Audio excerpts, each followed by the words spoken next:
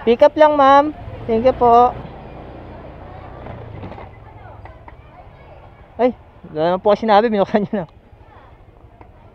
Wala naman po kasi sinabi. Po?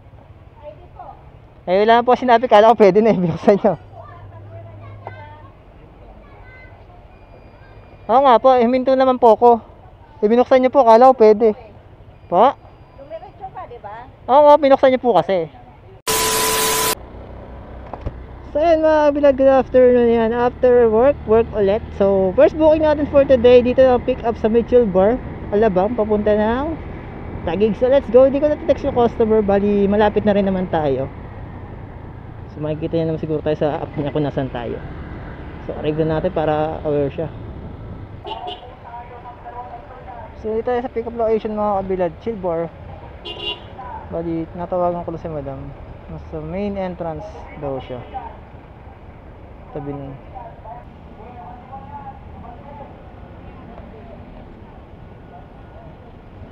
Mariana po.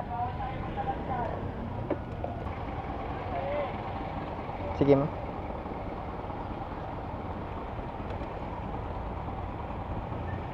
Okay na po. Ito po.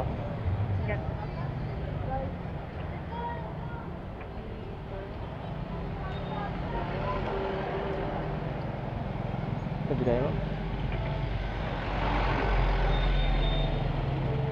Thank you po. Ingat. Sige ma'am.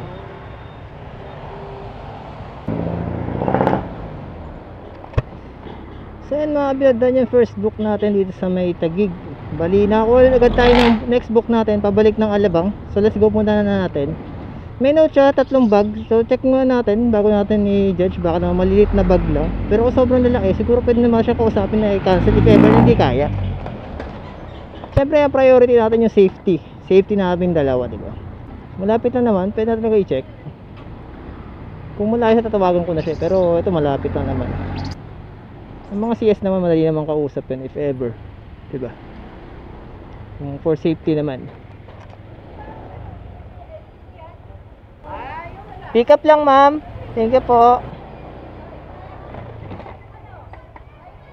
Ay, wala naman po kasi sinabi. Binuksan nyo na. Wala naman po kasi sinabi. Po? Ay, wala naman po kasi sinabi. Kala ko pwede na eh. Binuksan nyo. Oo nga po. Huminto naman po ako. Binuksan nyo po. Kala ko pwede. Po? Dumiretso ka, di ba? Oo nga, binuksan nyo po kasi. Akala ko pwede na. Nakabukas na, nakataas na nakataas na yan kasi may dumaan. Ha? Pick up lang ma'am. Thank you po. Pick up lang ma'am. Thank you po. Bababa yan. Ay, hindi po, tinaas nyo po. O di, magbigay ka. Oo nga po, ito na po. Ngayon pa lang ba pumasok dito? Opo, ngayon lang po. Okay. Huwag po kayo magalit. Nagpapaliwanag ka. Ito po. Paliwanag lang po. Salamat po. Okay. Sige po, salamat po. Nakataas daw. Nakataas na raw mga kabilan. Nagtanong pa nga tayo, sabi ko pick up, diba? Natawa na lang ako doon. Nakataas na daw yung kaganina pa. Dire-diretso daw ako. So, yan natin. Palampasin na lang. Ganun talaga ang buhay. Akala kasi mga kabilan, mostly pag gano'n, syempre nakaharang.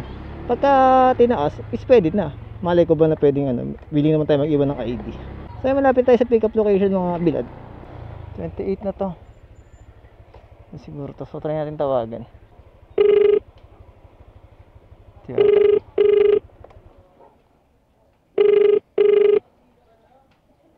Tuesday po. Ay, hi ma'am. Di ko na ito next. Malapit lang naman ako. Anong bag yan ma'am? Di na po sobrang lalaki po ba? Hindi naman po, magagaan lang naman. Nga po. Hindi ibig sabihin yung space ma'am para po baka alangan. Hindi tayo safe. Patingin nga po ng isa. Pag nagkasya yan dito, carry yan, ma'am. Kasi isa pwede natin lagay dito. Tingnan nga, ma'am, isa.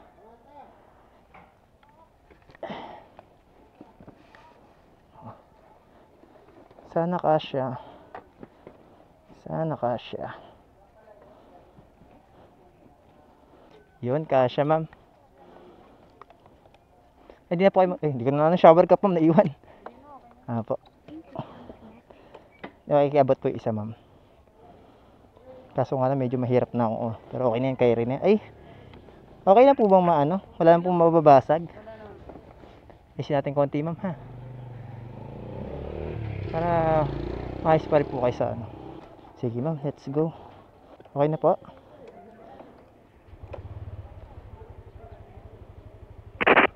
Oops. Okay na ma'am. Okay na. Ngalay nga lang. Natatapakan. Makikiano lang ako ma'am ha. Para po sa akin. Ay. Kunin ko lang po yung ID ko. Tinarayan ako dito. Eto po. Salamat po. Thank you po.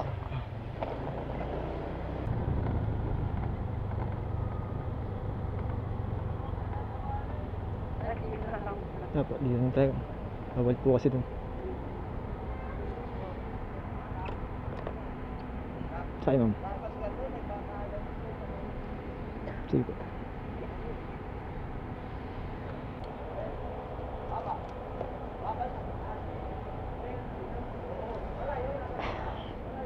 Tama.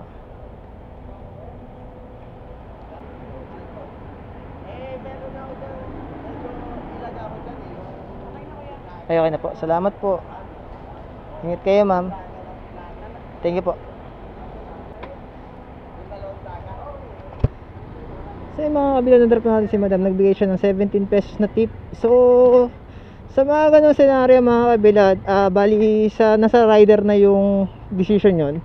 Nakita nyo, 3 bags, although yung isa is maliit shoulder bag lang, pero yung dalawa is malaki. Unang-una kasi ang iisipin nyo is yung top priority nyo is yung safety, kung kaya naman. So sa akin kaya naman siya. So talagang ginuho ko kasi may lagayan sa unahan, relax naman ako. Pero if ever na yung motor is hindi naman talaga kaya, huwag naman sana magtatampo yung mga pasahero na i-reject or i-cancel yung yung booking. Kasi nga unang-una safety natin, dalawa, pasahero at saka rider ang nakasalalay doon.